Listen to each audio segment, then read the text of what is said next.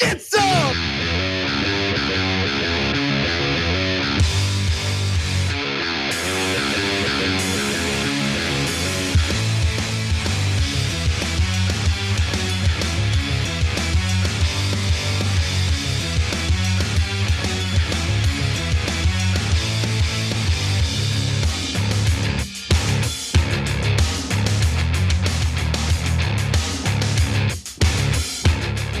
Welcome to the best show on the planet.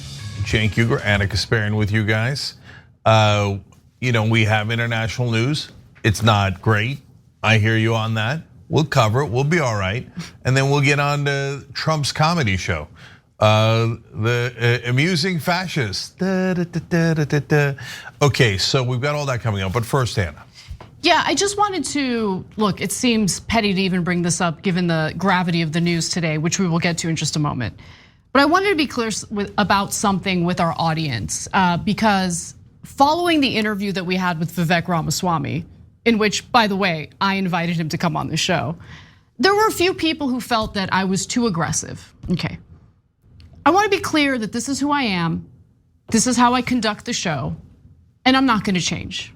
I'm not gonna have anyone come on this show, either a Democrat, Republican, don't care, progressive, self-identified progressive, come on this show and use our platform to say a whole lot of nothing.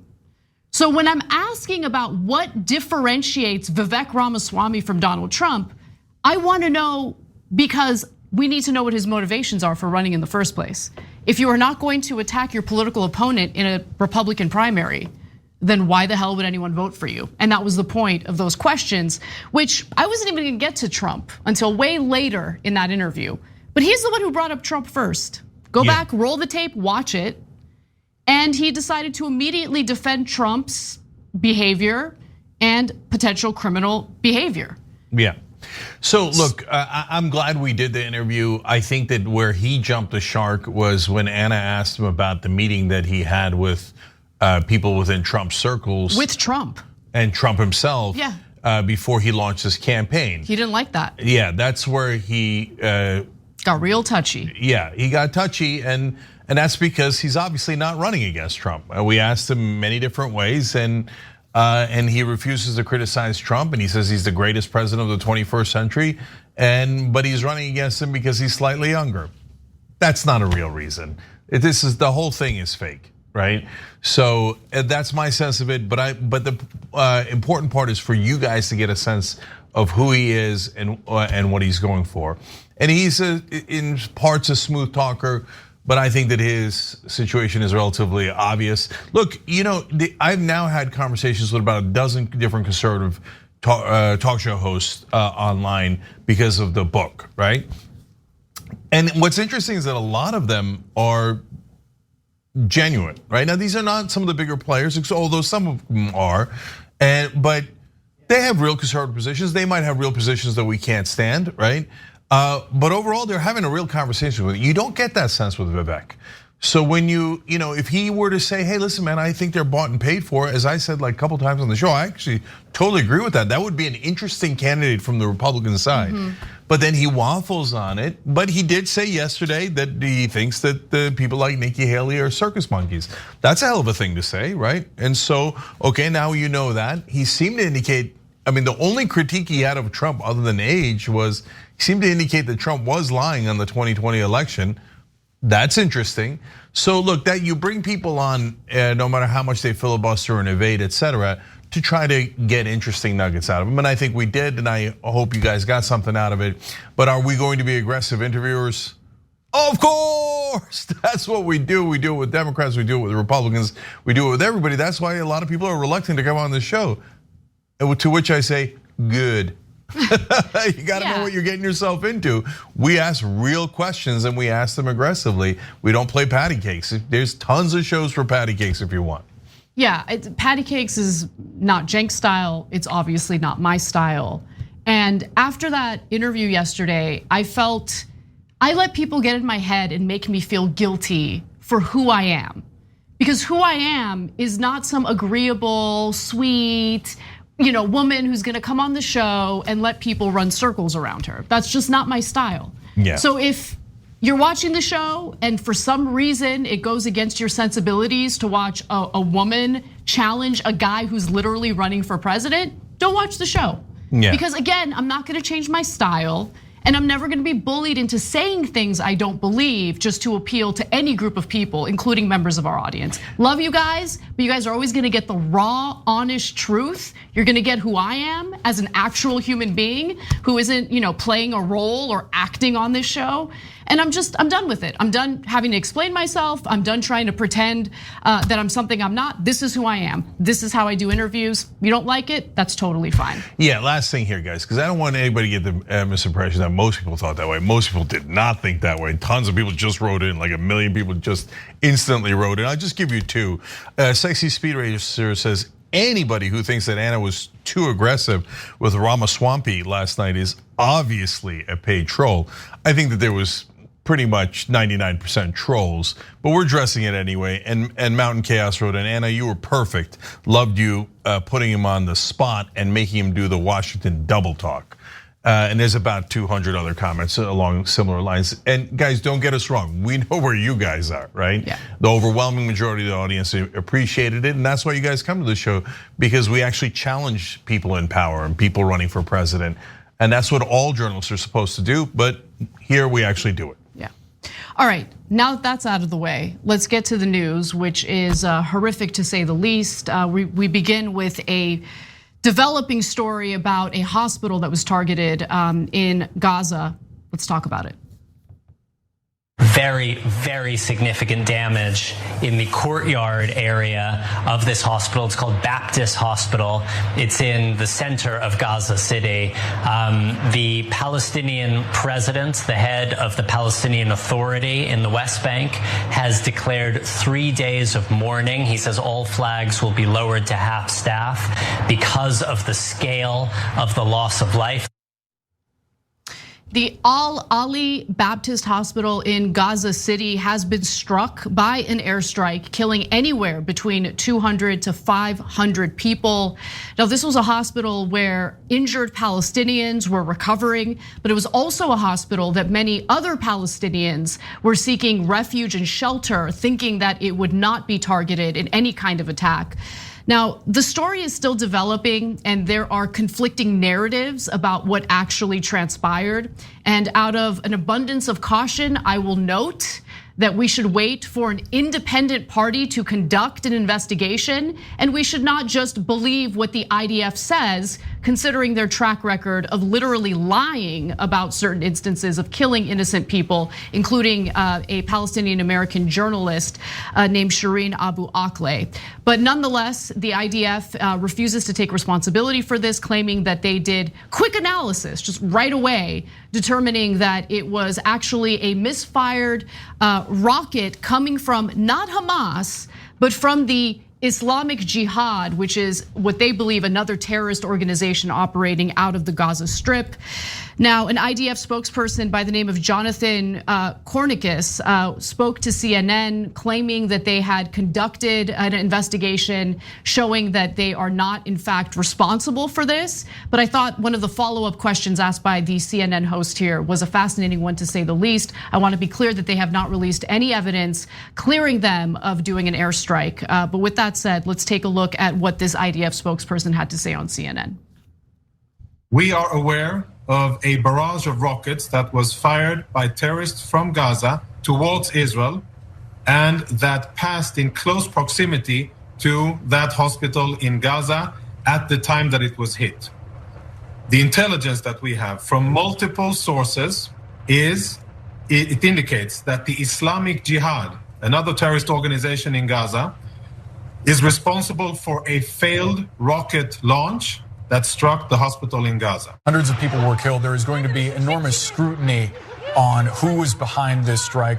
Are you willing to share the intelligence, the actual raw data with the world that indicates what you're saying, that this was Islamic Jihad and not the IDF? We're in the progress of declassifying. I cannot promise yet that we will, but maybe because of the importance and because of what is at stake here, that may happen. If it's believing the IDF or believing Hamas, I think it should be clear for anybody involved that they should believe the IDF. Now, I want to be clear that we have condemned Hamas and their terror attacks on Israeli civilians on this show. I have no problem doing so. And I wouldn't take what Hamas has to say at face value either. However, I think it would be a mistake to just take what the IDF has to say at face value, considering, again, they have a track record of lying about the attacks that they have conducted in the Gaza Strip. I want to remind you one more time of what happened to Palestinian American journalist Shireen Abu Akleh, who was killed by an Israeli sniper. They denied that that was the case, and multiple investigations did in fact place the blame on the IDF, despite their denials of that assassination, essentially. But Cenk, what are your thoughts on what's currently transpiring here? So let me be clear. I don't believe the IDF. Oh, wow, what a big scandalous thing to say. Like in the old days in America, you couldn't say things like that. You couldn't even say when we first started the Young Turks that you don't believe the Pentagon. We would say that on air and people would be outraged. So why don't I believe the IDF? First of all, IDF has a history of hitting civilian targets, a lot of them, and always saying that it was an accident. Or it wasn't us, it was someone else. And so when you have a track record of doing it, that's relevant to the consideration. I also, that is what almost all of the government, different governments do when they make a mistake or they do something horrible, including our government. I've seen the Pentagon do this exact kind of lie dozens of times, and we've shown it to you on the show. One that I remember very distinctly was when we bombed a wedding in Afghanistan. And the Pentagon comes out and says, no, we didn't bomb the. Are you saying that you trust the Taliban over the American government, right? Yeah, no, in that case, it's not about trusting the Taliban. It's about, no, you bombed the wedding. And later, of course, everybody confirmed that we bombed the wedding. You see, the reason the Pentagon, the IDF, and all the governments in the world lie to you in the beginning is to basically neutralize how damaging that news story is. They do overwhelming propaganda and they send out their spokespeople and go, do you believe the terrorists? I've seen that trick 2,000 times over. That doesn't mean I don't have an open mind. Of course I have an open mind. If they prove that it was someone else, then we'll come out back here and tell you, it turns out that mystery was solved and it was Islamic Jihad or something else. But for the moment being, it looks very much like it's IDF.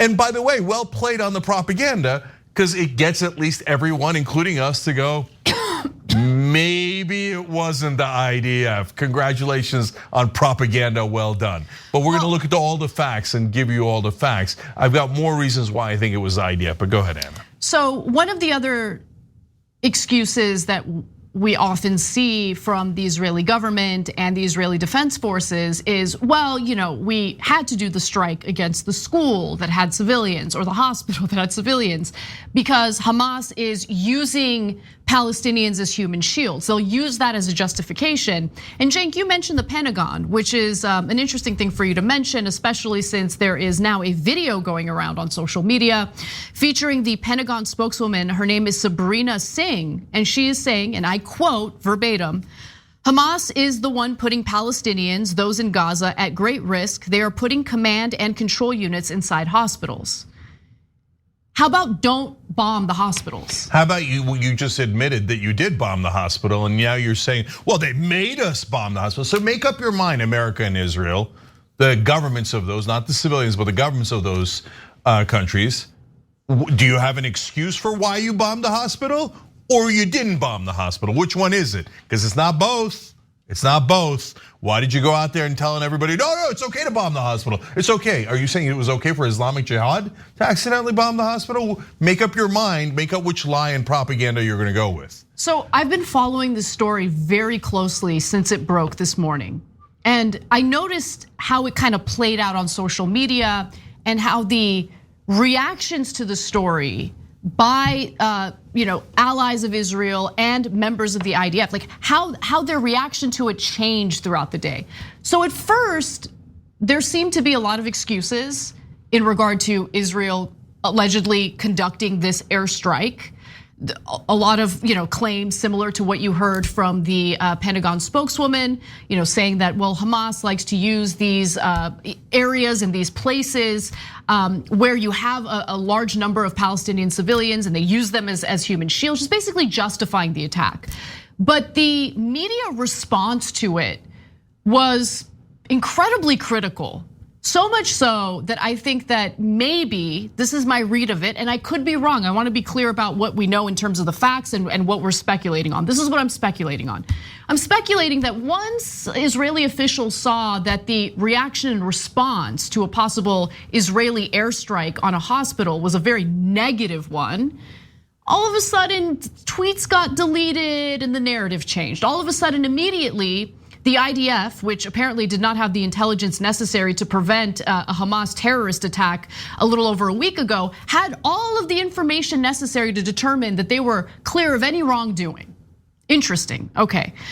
I wanna share some of the tweets that I'm referring to. So these are 2 tweets that have been deleted. One of them features a Netanyahu appointed digital spokesperson who tweeted the following after the hospital suffered this strike. Breaking, Israeli Air Force struck a Hamas terrorist base inside a hospital in Gaza. A multiple number of terrorists are dead. It's heartbreaking that Hamas is launching rockets from hospitals, mosques, schools, and using civilians as human shields. Sounds like Israel bombed a hospital until it was inconvenient. And then all of a sudden, no, we didn't. It was the other dastardly Islamic Jihad that popped out of nowhere. Okay. So that tweet was deleted. I wasn't even gonna bring it up on the show because I needed confirmation that this person actually did tweet this. There's a lot of misinformation going around. We have to be very careful, right? However, someone asked this individual, why'd you delete this tweet? And he did not deny deleting the tweet. He said, instead he deflected, saying, how about your friends in Al Jazeera that also deleted their tweet of accusing Israel? Al Jazeera published this tweet saying the IDF warned people. The IDF spokesperson called them out as liars and they deleted their tweet. In other words, you did delete the tweet and you're trying to distract people with a rando comment about Al Jazeera. Who cares what Al Jazeera said? Now, Benjamin Netanyahu, the prime minister of Israel, also deleted a tweet. I want to be clear that this tweet is from yesterday. You can see the date on it. It's October 16th. Today is the 17th. I say that because it's important to know this wasn't something that he tweeted out after the hospital was hit, but it gives you a sense of where Netanyahu's mind is. And it also gives you a sense of why he deleted it, okay? So he wrote, this is a struggle between the children of light and the children of darkness, between humanity and the law of the jungle.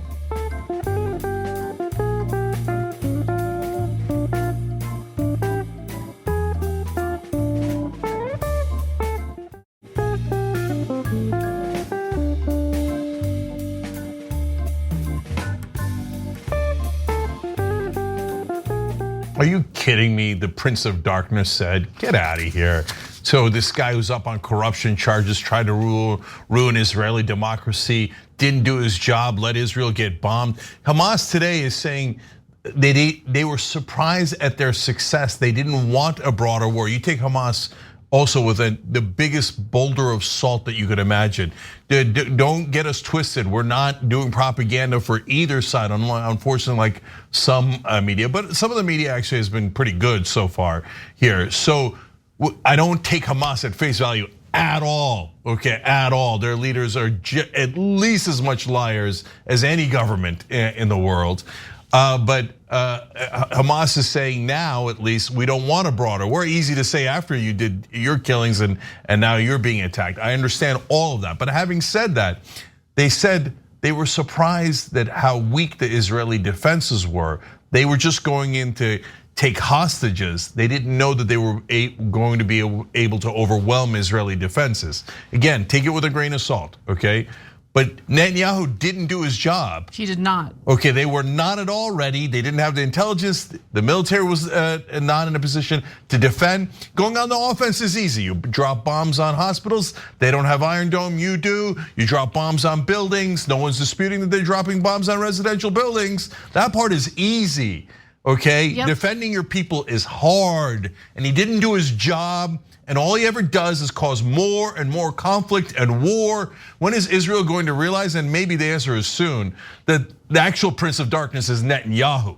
And that is in the context of, if you want safety for Israel, let alone if you care about being decent and humane to Palestinians. That's exactly right. And look, I really want to emphasize that there's a lot of attention being paid to what happened to this hospital, considering the high death toll. And it's just jarring, it's shocking. But I would not put it past the Israeli government under the leadership of Benjamin Netanyahu, a far right prime minister, to carry out an attack like this, given the brutality that Palestinian civilians have been facing in Gaza since the beginning of this latest war. So just to provide the receipts in regard to residential buildings being targeted, an airstrike in Deir al-Bala reduced a house to rubble, killing a man and 11 women and children inside and in a neighboring house, some of whom had evacuated from Gaza City. Witnesses said there was no warning before the strike. Also, shelling from Israeli tanks hit a UN school in central Gaza, where 4,000 Palestinians had taken refuge, killing 6 people and wounding dozens. The United Nations Palestinian Refugee Agency said. At least 24 United Nations installations have been hit in the past week, killing at least 14 of the agency's staff. There is no precision. There are indiscriminate airstrikes taking place. The fact that there is a humanitarian blockade without any chance of food or water entering, the Gaza Strip, tells you everything you need to know about the lack of concern for human life, innocent civilians.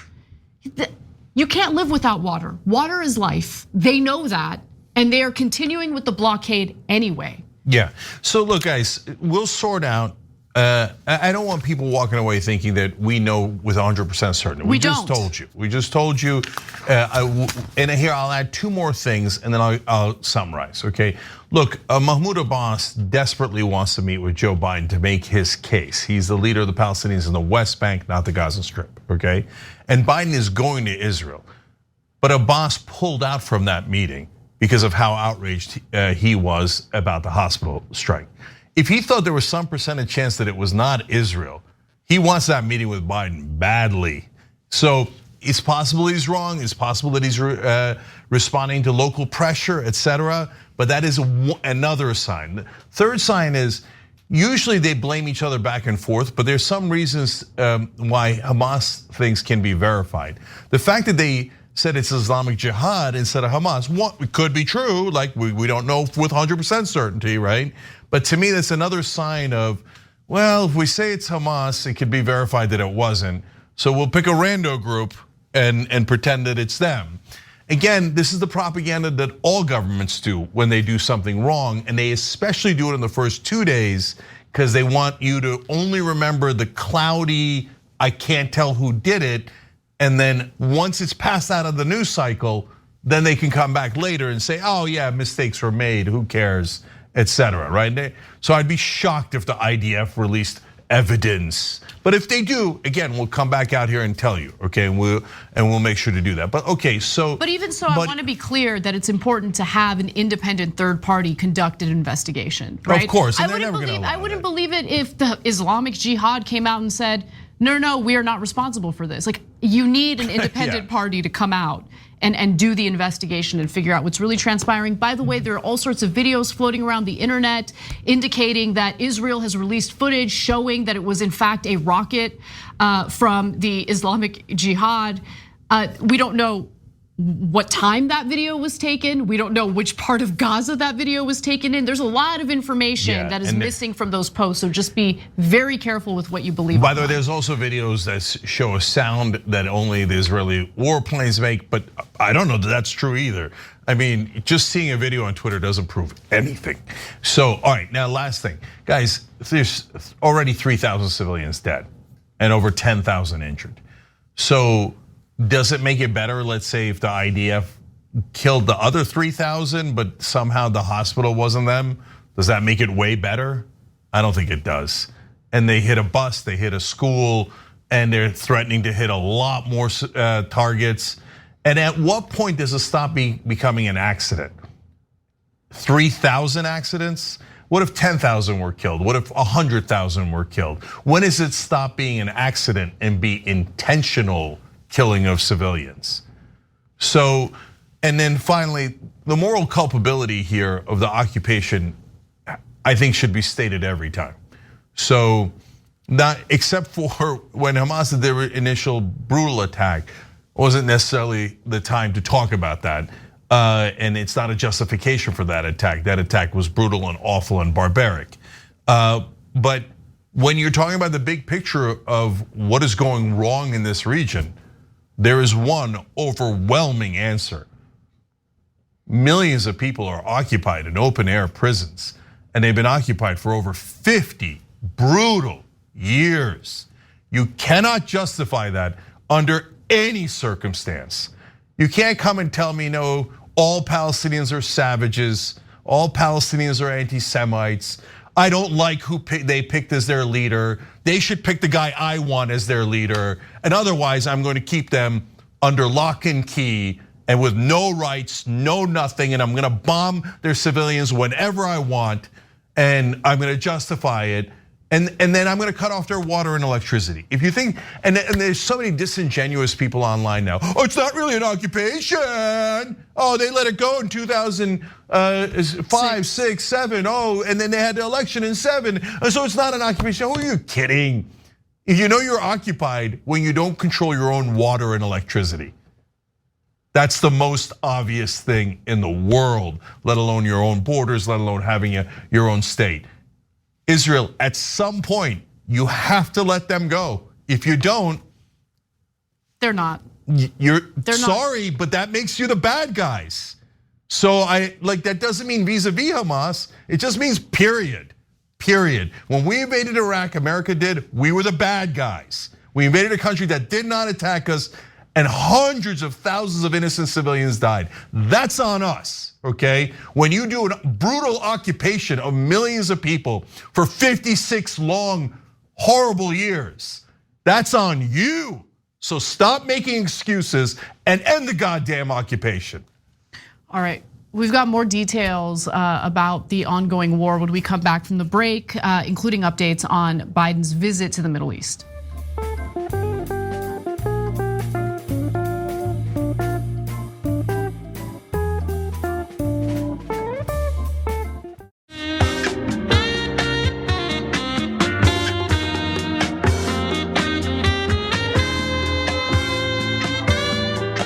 All right, back on TYT, Cenk, Anna, Chet Lake, Caroline Brown, Gailey McDougall, S. Moto, Shelley Hoffman, Meredith Smith, Shelby, and Nemo. All those folks just became Young Turks members and hence do this show with us. We appreciate you. You get all of our content and we fight forward, giving you honest news and fighting for positive change in the world. So hit the join button below the video or tyt.com/join and come join TYT Nation and help us do those things. Casper. Well, there are concerns that the war between Israel and Gaza will expand into a much larger war involving other countries, including Lebanon and Syria. We should be concerned about that. Let's talk about why. 2,000 US troops are now on a heightened alert to be ready to deploy to the region in a support, not combat role. They'd provide intelligence, logistics, and communication support, and some would beef up security at US installations throughout the region. The safety of hostages, missing Americans, and civilians in Gaza, very much on the mind of the president and his team. Clashes with the Iranian-backed Hezbollah in Lebanon have been intensifying on Israel's northern border, leading to growing concerns and fears that the war in Gaza will trigger a wider Middle East war. Now, we'll get to the details about the US troops who are facing deployment in the region in just a moment. But before we do, an update on Gaza and the fate of the Palestinians. Now, Palestinian authorities say that the death toll has already reached 3,000 Palestinians. Just today, a hospital was struck with lots of argument about which airstrike led to that hospital being struck. The death toll is still increasing. We don't know exactly how many people have died as a result of that. It's anywhere between 200 at the lowest estimate and 500 at one of the highest estimates that we've seen in the press so far. But nonetheless, the situation is so bad that now Iran is saying, listen, we had nothing to do with the Hamas attack on Israeli civilians, but we're about to get involved if this war and this brutal treatment of Palestinians continues. And the fears intensified late Monday with a warning from the Iranian foreign minister, Hussein Amir Abdullahian, that Iran's militia allies in what it called the resistance front against Israel could take unspecified preemptive action to deter an Israeli assault on Gaza.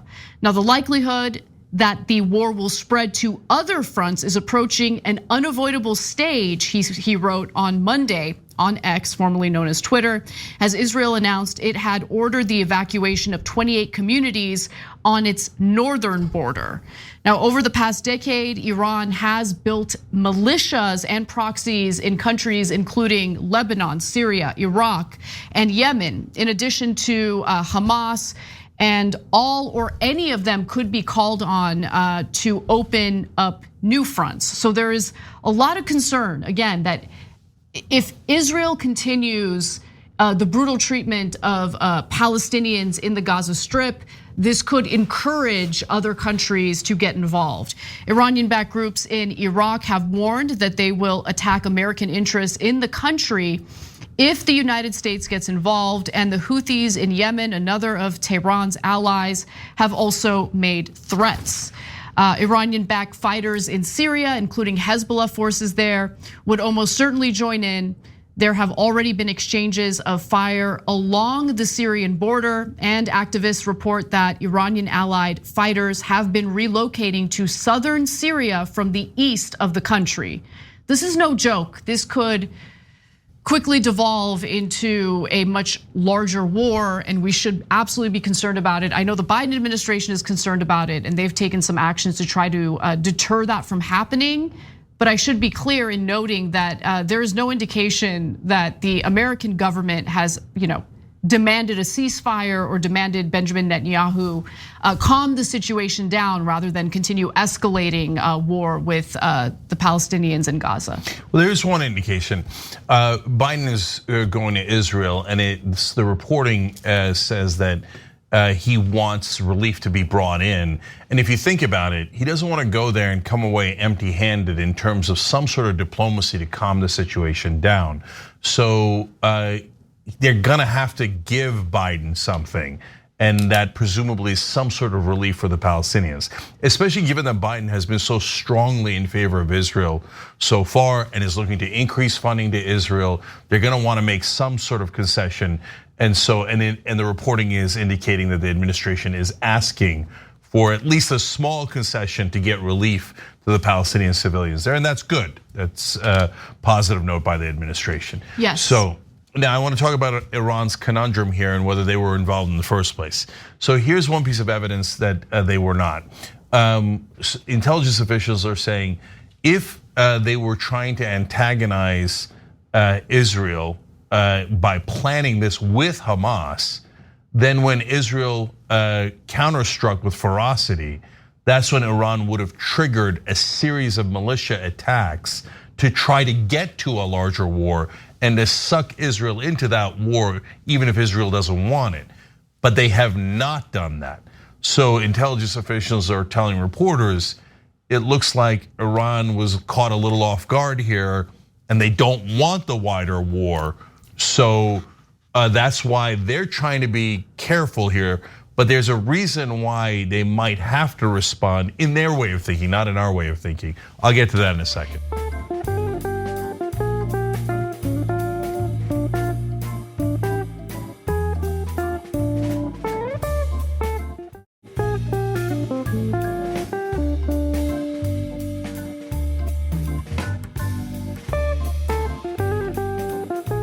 Yeah, in fact, let me shed more light on the allegations that Iran was involved in the terror attacks that Hamas carried out against Israeli civilians a little over a week ago. So basically, the one source that had reported that was the Wall Street Journal. The Wall Street Journal put out a news story indicating that Iran was planning that attack with Hamas. But that report was not corroborated. And in fact, Semaphore recently reported that there are some conflicts happening amongst Wall Street journalists over the decision to publish that report, knowing that the details were murky to say the least. Some are calling this the Wall Street Journal's Judith Miller moment. And I think those are some strong words, and I would definitely agree with it. We just need a little more evidence, and then I'd feel comfortable. For those who are unfamiliar with Judith Miller and her role in rallying support for the preemptive war in Iraq, Cenk, I remember you doing excellent coverage on that. Tell us about that. Yeah, so she was a New York Times reporter, and they kept feeding her fake intelligence. And since she was getting scoops from the US government, she felt really proud, and it helped her career. And the New York Times, to me, was way more culpable as an organization than just Judith Miller. Any rando reporter can get leaks from the government. It's your job as editors and publishers to be more careful. But they printed that stuff on the front page day after day after day, and it made it seem like Iraq was had something to do with attacking us on 9/11, had weapons of mass destruction, all these things. And everything that was by actual intelligence sources with real intelligence was buried in A17, A27 in the back of the paper. And that is why when we attacked Iraq, 69% of Americans, 7 out of 10 Americans thought that Saddam Hussein had personally attacked us on 9/11. That's why they were in favor of the war, because they thought Iraq attacked us. When they found out that Iraq had not attacked us many years later, then public opinion changed. That's why these reporters are so important oftentimes. So now you've got BS leaks going, it appears, going to the Wall Street Journal. And by the way, I said this when I was on with Ben Glebe. A couple of days later, Wall Street Journal began to walk that back, saying, some people say this is what happened, right? So you have to be very careful with these leaks, because every leak has some agenda that they're trying to push. And sometimes it's getting out the truth as a whistleblower, and sometimes it's just making your own political case with a reporter who wants to get famous. And a publication like Wall Street Journal, owned by Rupert Murdoch, who is pushed for the Iraq war, pushed for now seemingly pushing for the war against Iran. There isn't a war that Rupert Murdoch didn't want to make love to. So it's the least surprising thing on earth that a Murdoch paper would give you questionable intelligence, pushing you further into ridiculous, absurd, disastrous wars. Now, if Iran-backed Hezbollah enters this war, I really want everyone to understand just how disastrous that would be, especially for civilians in the region. Hezbollah has amassed between 130,000 and 150,000 rockets and missiles aimed at Israel, some of which could reach deep into Israeli cities or be used to deliver precision strikes against Israeli military facilities, such as air bases, curtailing Israel's fighting capabilities. Again, just really want to emphasize how Benjamin Netanyahu's actions and his orders for the IDF in the Gaza Strip are not only brutal toward Palestinian civilians, it's brutal in regard to the future safety of Israeli citizens, because it is goading others to join this war. A full-scale war with Lebanon could turn Gaza into a sideshow, says Faris Maksad, a senior fellow at the Washington-based Middle East Institute, bringing a level of destruction and bloodshed to Israeli civilians unseen in all of the country's wars. What Hezbollah has in military hardware and capability dwarfs Hamas in Gaza. Now, the Biden administration is doing what it can to de-escalate the situation and essentially implement deterrence in order to deter Iran and Hezbollah from joining this war. So that happened that's partially happening with the deployment of 2,000 US troops. I want to be clear that these are not combat troops. That's really important to keep in mind. These are troops who are going to be sent to the region to provide assistance. That does worry me to some extent, but there are also aircraft carriers that have been deployed to the region as well as a deterrent to discourage both Hezbollah and Iran from joining this war. Now, with that said, the Israeli government says that they refuse to allow in any humanitarian aid to the Gaza Strip until Hamas release the hostages. And what's really interesting is that NBC and other news outlets are reporting that Hamas is now ready and willing to release the hostages, but they have some conditions in place. So let's take a look at the first video about that, and then we'll explain the conditions that they're demanding. So yesterday, the top spokesman for the military wing of Hamas made an offer, a dangle. He said that the group is willing to hand over all foreign hostages if the airstrikes. Well, what he said specifically is he said they were willing to hand over all foreign hostages if the conditions on the field are right, if the conditions are appropriate. So I spoke to a short while ago a senior Hamas official inside Gaza, and I asked for clarification. I said, are you still willing to release foreign hostages? And what do you mean that you would do it if the field conditions are right? And he said that not only are they willing to release all foreign hostages, meaning even Israelis who have second passports, but also all Israeli civilians if the bombings stop. So Hamas is saying if the bombing stops, we will release the hostages. Israel is saying, no, we're gonna keep going until you release the hostages. So to me, it really does seem as though the hostages are no longer, or never really were a priority. They kind of come in second when it comes to rooting out Hamas in their minds.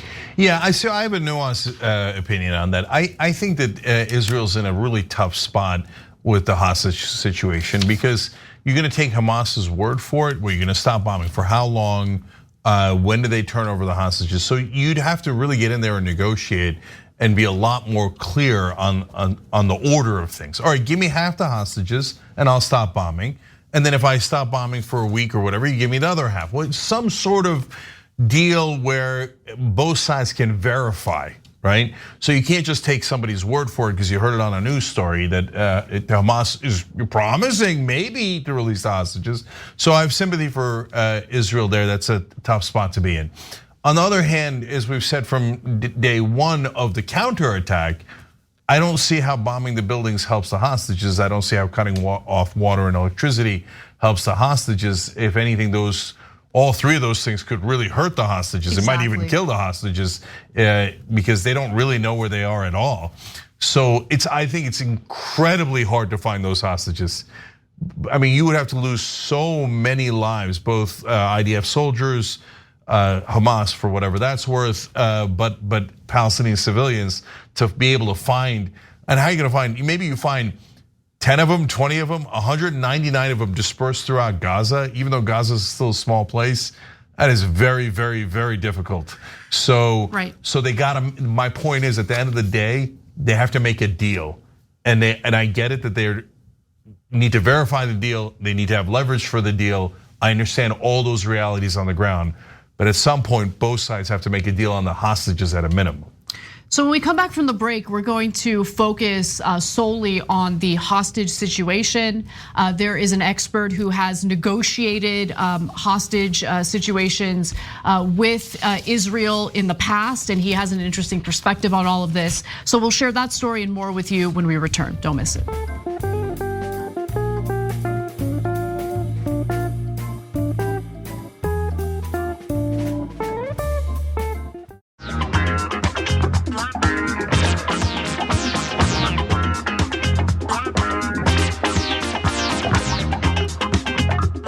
Back on Young Turks, Cenk and Anna with you guys, but also Anton Rourke, Bruce Salazar, and Zain Pasma.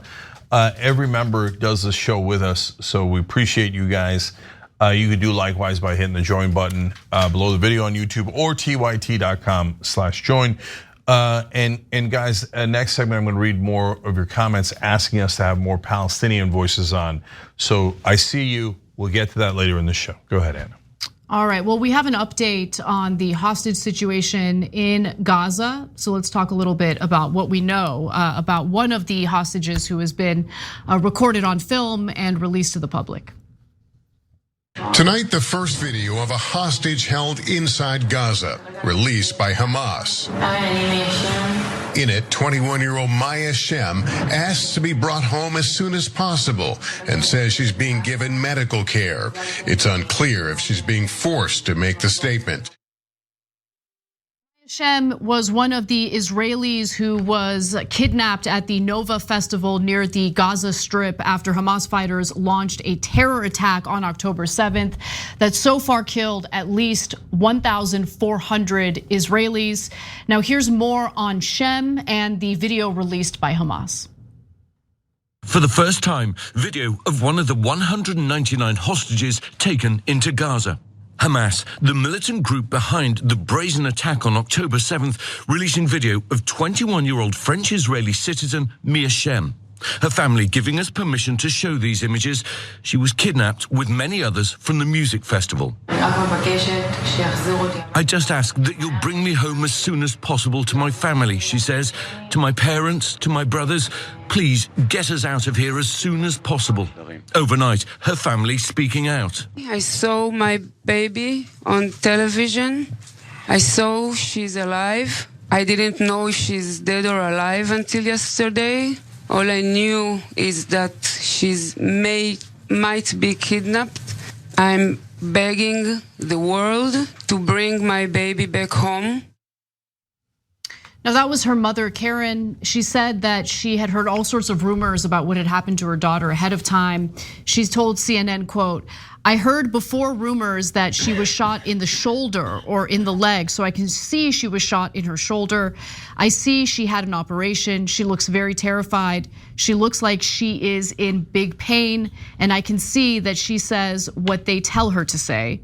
Now, there are serious concerns about the hostages who are held captive in the Gaza Strip. There are estimated to be anywhere between 199 and now new reports indicate that there are as many as 250 Israeli hostages. Well, hostages, not all of them are Israeli. Some of them are actually foreign hostages who happen to be in Israel at the time of this attack. But there are some serious concerns that Israel might not be prioritizing the hostages at the moment, considering the humanitarian blockade, the blockade from any water entering the area, which obviously not only impacts the Palestinian civilians, but it impacts the hostages who are in the Gaza Strip at the moment. And there was an interesting comment made by an expert who has been tasked with negotiating hostage situations. He had a perspective here that I think is worth sharing with you all, so let's take a look. To start a dialogue with Hamas, we have to understand who can do it. And the ones who can do it are the countries that have influence over Hamas, which are Qatar, Turkey, and Egypt, and Iran. Baskin says there's a small window of opportunity to make a deal to release hostages. It's a matter of days, probably a week, before the Israeli ground forces go into Gaza. That's when the window for negotiation closes. But that means that hostages are sacrificed.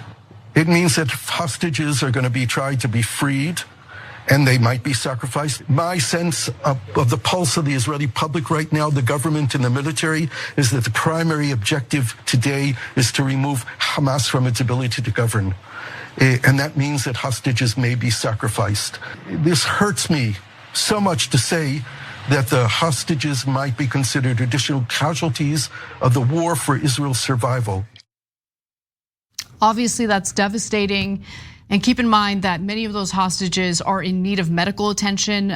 That's according to officials who have more information about who these individual hostages are, including a 9-month-old baby who clearly doesn't have access to formula, and other individuals, elderly people who are suffering from kidney disease and need dialysis. It's just absolutely devastating. Yeah.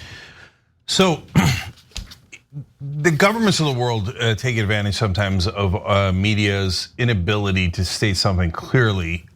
So we talked about that earlier in the hour in regards to the hospital bombing in Gaza. But there was an excellent example of it from the first clip that we showed you from Lester Holt. If you notice at the end, he said about the hostage video, quote, unclear if she's being forced to make that statement. No, Lester, it's perfectly clear. Of course she's being forced to make that statement. She's a hostage of Hamas. There is, you don't have to bother saying there's a 0.0001% chance that maybe she voluntarily made a video. She's like, oh, Hamas, can I make a video? And she wanted to make a video and and the fact that she's a hostage didn't play a role. It's absurd. Yes, of course she was forced to make it. So just please, you can state things clearly from time to time. All right. So now back to the main issue. Look, there's this what I view to be an insane line of thinking that unfortunately, apparently, the Israeli government thinks is possible, and I've seen people saying it as if it's possible. We're going to keep hitting Gaza until we eliminate Hamas's ability to govern. What does that mean? What do you think? They're just going to give up? Like we all call them a terrorist group. After they won that one election, they didn't allow any more elections and then ruled in a dictatorial way. I mean, that's the nature of not having elections.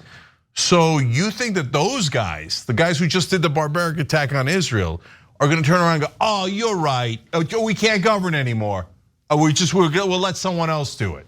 Do you think that there's going to be a random uprising of moderate Palestinians that are somehow going to get enough military goods from who to fight back against Hamas in the streets and then govern the Palestinians? Has anybody thought about this for 1 second? There's no chance that's going to happen. That's an absurd thing to say. The only reason you'd say that is just to say, well, I don't want an end date on this. I don't want a real objective. I just want to punish them. Collective punishment? Hell yeah. And we're going to teach them a lesson. All they understand is violence. That's the real objective. And the fact that you can't just take that one guess opinion for it, but there is a legitimate school of thought that he represents that says that apparently some in the Israeli government are saying, forget the hostages. Let's just punish them, punish the Palestinians so they don't do it again. The idea that a real military objective is that Hamas cannot govern anymore is not a thing. It's just made up. It has no logical connection to reality, and there is no pathway to get there, and no one can define when we'll get there. Wait, okay, go ahead, Netanyahu's government, tell me when can you determine that Hamas no longer has the ability to govern? That's such an absurdly vague statement anyway. It's not even provable. So this is just vengeance, and I get the desire for vengeance, but that's not what governments should do, and that's not what governments we support should do, especially against civilians, and mainly against civilians, and that's what's happening here. We got to take a break. When we come back for the second hour, we're going to talk about other news, including the ongoing embarrassing speakership fight among Republicans in the House of Representatives. Don't miss it.